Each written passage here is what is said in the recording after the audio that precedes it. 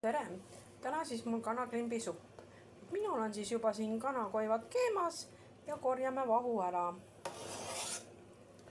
Ja samal ajal siis, kui mul siin see puljong siin keeb, teen ma ettevalmistused. Riivin porgandi, hakin sibula ja praen siis need vähese võiga pannil ära. Ja hakin ka siis valmis kartuli väikesteks kuubikuteks. Nii kaua korjan vastu, kuni seda enam ei tule. Ja siis jääb pärast ilus, selge, puhas puljong. Porgand ja sibul on nüüd pannil küpsemas ja kartul vahepeal ära tükeldatud.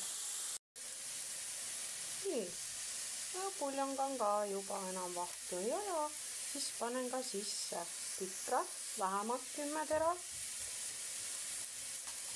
Loorberilehte. Nii panen ma tavaliselt 3. Nüüd ma panen vähemalt 2 soola praegu. Lusikat, teelusikat. Ja hetkel siis ei aja. Panen auduma kaane alla vaiksele tulele. Nii kauaks siis, kui on kana pehmeks keenud. Niimoodi. Minul on nüüd kana siin pehmeks keenud. Tõstan siis välja jahtuma. Nii, nüüd ma võtan siit paar kulbitäit puljongit jahtuma. Selle sama vee siis puljongi sisse panen ka või kohe ära. Ja kui või ära sulab, siis lisan siia ka munad ja klopin läbi. Vahepeal siis lisasin puljongi sisse porgandi ja sibula, mis ma olin siis ära pruunistanud panni peal. Panen auduma. Vahepeal siis, kui see puljong siin uuesti keema läks, panin siis sisse kartulit. Hakkan ette valmistama klimbitainas. Või on nüüd ilusti ära sulanud ja lisan nüüd siia 2 muna.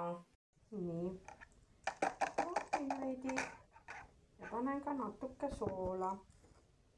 Natukene näpuotsaga. Nii. Ja siis panen hapukoore. Ja siis ma natukene, umbes, natuke vähem kui 100 grammi. Ja klopin ära. Ja nüüd hakkan vaikselt jahu lisama.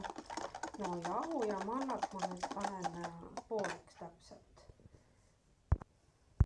Nii, hetkel ma panin siia siis mõlemalt 5 supilusikat. Natuke segan, vaatan. Siia nüüd kindlasti juurde vaja. Paneme veel 2 ja 2.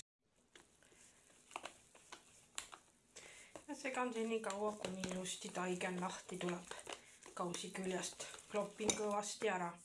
Nii, lisasin veidi juurde. Nii, jahu kui mannad. No te peate vaatama, see ei tohi olla liiga vedel ega ka liiga paks. Oma tunde järgi. Ja mina tahan pehmemaid klimpe, siis ma rohkem praegu ei pane.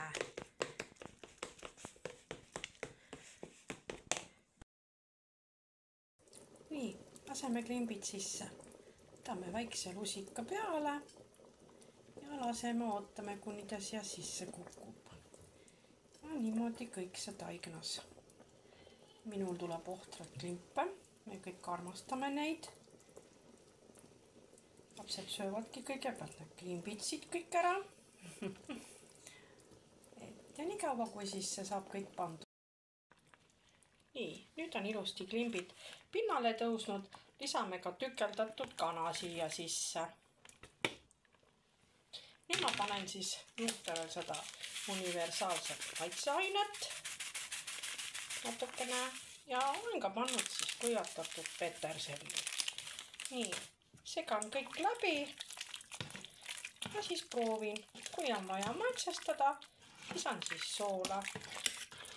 Minu supp tuli väga maitsev ja mingit eraldi maitsestamist enam ei vaja. Nii et head isu ka teile!